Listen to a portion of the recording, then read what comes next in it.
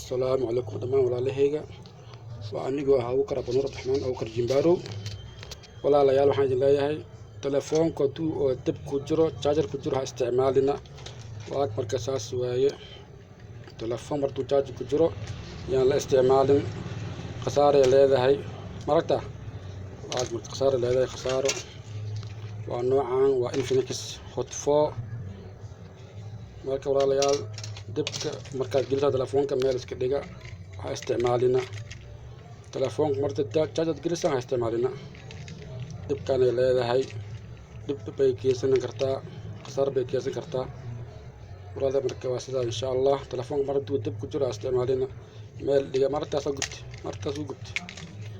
waa marka baterigi waa kana motor saarnay waa kaas daboolkii waa kana marka saas waa insha Allah. telefoon markuu dab lagi oo la geli charge lagi ayaan oo la isticmaalin.